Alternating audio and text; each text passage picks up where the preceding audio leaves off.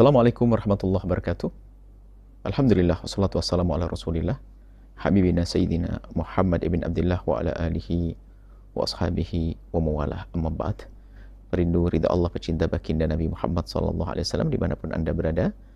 Kita dalam penjabaran hikmah yang saat ini kita sampai kepada hikmah yang ke-174. Bunyinya adalah, kalau engkau bermain dengan anak-anak, pastikan engkau adalah yang kalah. Sebab orang kuat sesungguhnya adalah yang bisa mengalah kepada yang lemah. Itulah kasih sayang, motivasi, dan penghargaan. Baginda Nabi SAW menyebutkan, Laisa minna ma lam yuwaqqir kabirana wa la yarham saghirana. Yang tidak bisa menghargai yang lebih besar atau memberikan kasih sayang kepada yang di bawahnya, yang kecil, maka dia bukan termasuk golongan kami. Artinya, kadang hidup kita dengan orang yang lebih kuat dari kita. Kadang kita hidup dengan orang yang lebih lemah dari kita. Maka, pastikan, di saat kita hidup dengan orang yang lebih lemah dari kita, dalam gambaran hikmah adalah anak-anak. Kalau Anda di rumah bermain dengan anak-anak, anak kecil main apa saja, pastikan Anda adalah yang kalah. Karena ini punya makna besar, memberikan motivasi dia untuk semangat terus. Nah, kalau Anda serius benar-benar pasti menang dong. Mengandat orang tua kok. Anak kecil belum bisa apa-apa. Tapi di saat Anda bermain dengan dia, lalu Anda seolah pura-pura ngalah, semangat dia, wah terus semangat-semangat. Dalam kehidupan juga seperti itu. Kalau Anda diberi oleh Allah tahta, kekayaan dan sebagainya, bagaimana Anda kalau bersama orang-orang fakir dan sebagainya, tampakkan kasih sayang dengan mengalah dalam segala banyak urusan. Karena engkau adalah yang kaya, engkau adalah yang kuat. Mengalah ini kan maknanya kasih sayang itu sendiri. Mengalah adalah kasih sayang sendiri. Sehingga kejahatan akan muncul, atau kezaliman akan muncul, yaitu di saat seorang yang diberi kekuatan tidak punya kasih sayang. Sehingga jika ada yang kecil akan jadi mangsa. Sehingga di dalam urusan bisnis misalnya, malah bisnisnya orang-orang kecil akan dihancurkan dengan bisnis besarnya. Tapi kalau orang hebat, dia pebisnis besar, dia bagaimana menumbuhkan bisnisnya orang-orang muda ini, anak-anak muda, orang-orang fakir ini. Dia akan memberikan motivasi, memberikan cara. Kalau mereka bisa membuat sesuatu, ayo dibesarkan, dan dia membantu untuk penjualannya, mengembangkan. Seolah-olah dan bersaingan, dia kalah bisnis dengan dia. Padahal dia mengalah demi kejayaan yang kecil, maka sesungguhnya itu bentuk kasih sayang. Dan ini harus kita terapkan dalam segala kehidupan kita. Kalau dengan orang lemah, pastikan kau adalah mengalah dengan mereka. Nah, kalau Anda berjalan, mohon maaf, ini bisa kita jadikan cara hidup dalam segala kehidupan. Dan ini berlaku di dalam kehidupan orang kafir sekalipun, mohon maaf, yang kadang kita kurang peduli. Kita suatu ketika di negeri yang tidak beriman. Mohon maaf, ada seorang ibu masuk.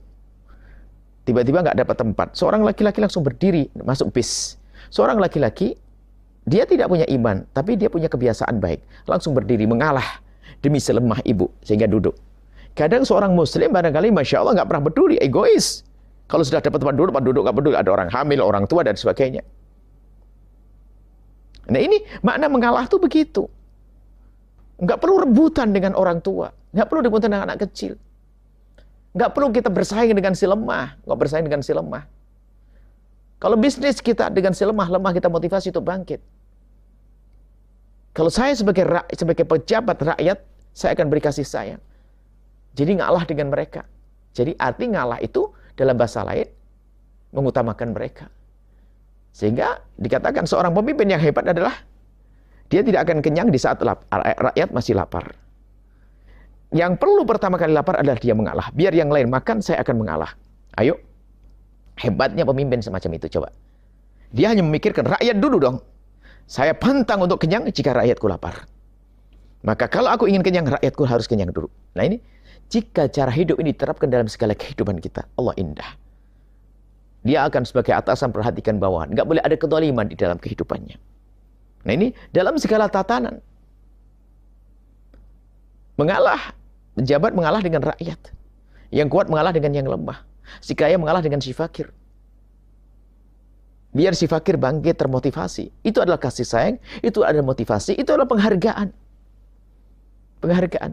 Dan termasuk membangun jiwa anak-anak kecil kita di rumah kita. Kita bisa saja bermain dengan anak-anak, main tembak-tembakan untuk rimayah atau main panah dan sebagainya. Ya mungkin jangan sampai 7 kali panah Anda 7, anak 3. Itu saya ingat. Anda pura-pura ngalah lah. Wah, adik nomor 1, paling hebat. Paling hebat. Masya Allah. Memberi motivasi. Main apa saja, permainan dengan anak-anak. Ini gambaran, kami contohkan sebuah permainan agar mudah untuk difahami. Akan tapi sebenarnya dalam kehidupan ini, yang kuat hendaknya mengalah dengan yang lemah. Itulah kekuatan yang sesungguhnya. Kalau kuat dolim ada yang lemah, bukan sebuah kekuatan. Orang lemah kok. Bersaing dengan yang lemah, nggak ada artinya. Maka ayo kita koreksi diri kita. Bagaimana urusan kita dengan orang-orang lemah di kiri kanan kita. Contoh, seorang guru yang hebat. Dia harus mengalah loh ya, dengan murid yang sangat lemah. Murid yang sangat mengalahnya bagaimana? Sudah dijelaskan sekali kok belum paham, kita mengulang lagi. Kita ngalah, ngulang lagi. Kita ngalah, ngulang lagi. Jangan mengatakan dasar kok nggak paham, sudah tidak begitu. Bahkan seorang pemimpin yang hebat itu akan mengukur perjalanannya adalah dengan si lemah. Sampai sabda Nabi, imamur rakbi ata'afuhum. Dalam sebuah perjalanan itu yang akan jadi pemimpin dalam perjalanan adalah siapa yang paling lemah. Jadi jalan kita ngikuti yang paling lemah. Sebab kalau jalan ikut yang paling kuat, yang lemah akan ketinggalan. Tapi kalau berjalan dengan si lemah ini, maka yang lain akan bisa bersama. Kenapa? Standar yang paling lemah ini. Dalam segala kehidupan, hendaknya kita peduli dengan si lemah. Karena kalau kita mengalah dengan si lemah, itu adalah bentuk kasih sayang yang dirindu oleh Rasulullah dan juga memberikan motivasi dia untuk bangkit sekaligus penghargaan. Nah, inilah yang bisa kami hadirkan pada kesempatan ini. Hikmah yang ke-147 adalah kalau engkau bermain dengan anak-anak, pastikan engkau adalah yang kalah. Sebab orang kuat sesungguhnya adalah yang bisa mengalah kepada yang lemah. Itulah kasih sayang, motivasi, dan penghargaan. Semoga Allah memberikan kepada kita pemahaman yang benar. Mudahkan kita untuk menggapai kemuliaan. Semoga Allah menitipkan di hati kita kasih sayang agar kita bisa berkasih sayang dengan sesama, khususnya kepada sing lemah. Dan semoga Allah mengangkat derajat kita semuanya, panjang umur, sehat, afiat, dan kelak husnul khotimah. Nuhibbukum fillah. Assalamualaikum warahmatullahi wabarakatuh.